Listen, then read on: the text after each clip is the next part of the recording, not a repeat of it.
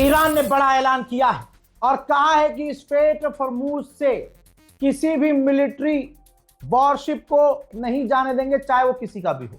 और अगर जबरदस्ती किसी ने घुसने की कोशिश की तो हम मिलिट्री एक्शन लेंगे। यहां पर यह भी क्लियर कर दूं कि ईरान ने यह नहीं कहा कि आम टैंकरों को जाने नहीं देंगे। टैंकर जा सकते हैं, शर्त यह है ईरान से परमिशन ली जाए, ईरान को फीस भरी जाए और फिर वहां से निकले। ईरान ने बिल्कुल साफ कर दिया है। बातचीत लगातार चल रही है, 12-18 घंटे हो चुके हैं, बातचीत हो रही है, लेकिन ईरान का यह बयान बता रहा है कि ईरान कहीं नहीं झुका। ईरान कह रहा है कि भैया हम स्ट्रेट ऑफ हॉर्मूज से किसी भी मिलिट्री जहाज को जाने नहीं देंगे और जाना है तो जाओ, जो हमारी कंडीशन है मानो। उधर अमेरिका ने एक बड़ा कांड और किया है। अब आप समझ सकते हैं इससे कि अमेरिका खुद बातचीत खराब भी कर रहा है। दोस्तों, ईरान के कुछ सीनियर ऑफिशियल्स जो गवर्नमेंट में हैं या सरकार के साथ काम करने वाले हैं, उनके कुछ दूर के रिश्तेदार अमेरिका में सालों साल रह रहे थे, शिफ्ट हो गए थे, ग्रीन कार्ड ले लिया था उन्होंने। अमेरिका ने उनका ग्रीन कार्ड कैंसिल कर दिया है। समझ रहे हो, ग्रीन कार्ड अमेरिका का आसानी से नहीं मिलता, लेकिन वो रद्द हो गया है। ऐसे में अमेरिका का जो गोल्डन वीजा, गोल्डन कार्ड खरीदने वाले लोग हैं, उनके लिए यह सबक है कि कल को आपके मुल्क के साथ कुछ हुआ तो डोनाल्ड ट्रंप आपका जो अंधा पैसा लगाकर जो ग्रीन कार्ड खरीदा हुआ है उसको कैंसिल कर सकता है। भारतीयों के लिए खुशखबरी है, एक और इंडियन वेसल को ईरान ने स्ट्रेट ऑफ हॉर्मूज से निकलने दिया है। तो दोस्ती कौन निभा रहा है, दुनिया ये बात समझ ले और हमारे हिंदू भाई भी इस चीज को समझ लें। और मेरे दोस्तों, इजराइल के डिफेंस मिनिस्टर ने तुर्की को हड़का दिया है।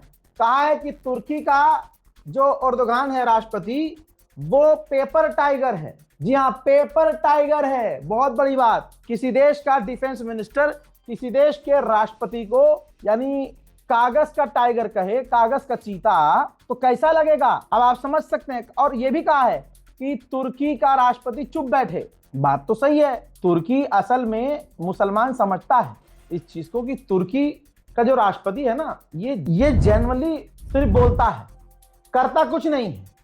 और मुझे बता दो कुछ किया है तो एर्दोगान ने इतनी बड़ी फौज, इतनी बड़ी ताकत और बड़ी बड़ी बातें क्या किया फिलिस्तीन के लिए, क्या किया गाजा के लिए।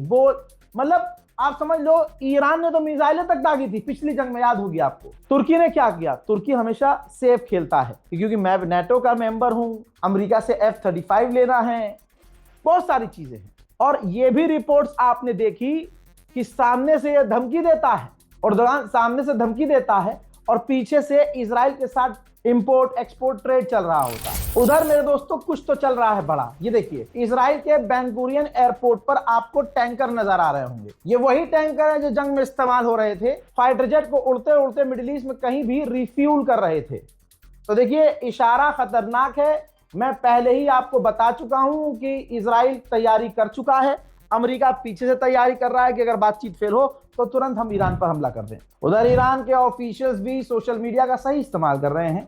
उन्होंने कहा कि ये ट्रुथ सोशल मीडिया पर तुम पोस्ट करके, कुछ भी जो पोस्ट कर रहे हो, ट्रुथ सोशल मीडिया पर पोस्ट करके डोनाल्ड ट्रंप को ताना है। ट्रुथ सोशल मीडिया पर पोस्ट करके तुम स्ट्रेट ऑफ हॉर्मूज नहीं खुलवा सकते, स्ट्रेट ऑफ हॉर्मूज सिर्फ ईरान खोल सकता है। उधर डोनाल्ड ट्रंप के तेवर भी अभी कुछ क्लियर नहीं है। डोनाल्ड ट्रंप ने जो मीडिया के आगे आकर बाइट दी है, उसमें उन्होंने कहा कि हो सकता है डील हो जाए, हो सकता है डील ना हो, लेकिन उससे हमें कोई फर्क नहीं पड़ता क्योंकि हम जीत चुके हैं।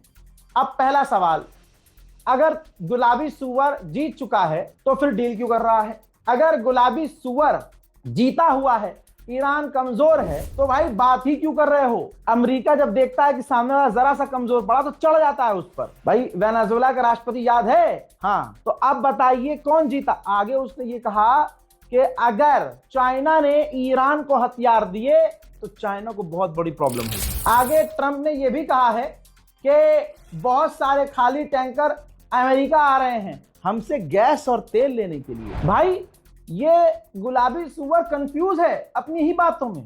अभी आपका दिमाग फिर चकरा जाएगा, सर पकड़ लेंगे आप। आगे इसने सेम टाइम पर सेम बयान दिया कि स्ट्रेट ऑफ हॉर्मूज खुला हुआ है। अबे यही तो ईरान कह रहा है। फिर कह रहा है कि अगर बंद भी है तो हम क्यों खुलवाएं? अरे तो भाई ये लाइन बोली है तूने भी 2 सेकंड पहले। और अगले सेकंड में लाइन पलट दी।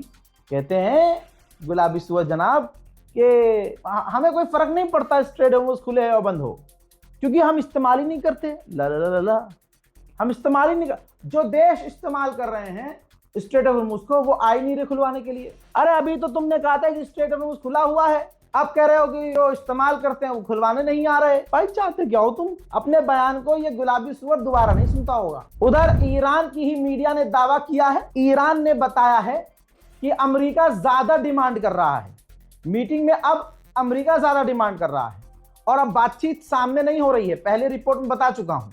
और अब टेक्स्ट एक्सचेंज हो रहे हैं, पेपर पर लिखकर एक दूसरे को दिया जा रहा है और अमेरिका ज्यादा डिमांड कर रहा है। ठीक, ये आप रिपोर्ट सुबह देख रहे होंगे। मैं आपको क्लियर कर दूं, हम लाइव अपडेट दे रहे हैं, यानी रात भर भारतीय वक्त के मुताबिक पूरी रात चले जाइए आप, पूरी रात हम अपडेट करते हैं यूट्यूब पर, क्योंकि दिन में जब यहां सुबह होती है तो उधर रात हो जाती है भैया, टाइम जोन का फर्क है। लेकिन हम सारे अपडेट दे रहे हैं, तो आप गलत फहमी में मत रहिए कि रजा भाई दिन में कोई अपडेट नहीं आता। भाई जब लाइव, जब आप सो रहे हो तो वहां पर डील चल रही है, बात चल रही है, तो हम उसी वक्त रिपोर्ट पोस्ट कर रहे हैं, कोई शेड्यूल नहीं कर रहे हैं। लिहाजा अगर आप ये वीडियो सुबह देख रहे हैं तो इससे पहले के भी पोस्ट देख लीजिएगा जाकर, इससे पहले की भी वीडियोस देख लीजिएगा जाकर। हजरात हमें नहीं पता कि क्या होने वाला है। अपडेट यह है कि 5 और ईरान के जहाज पाकिस्तान उतरे हैं। क्या कोई और एक्सपर्ट्स पहुंचे हैं? क्या कोई और डेलीगेशन आई है?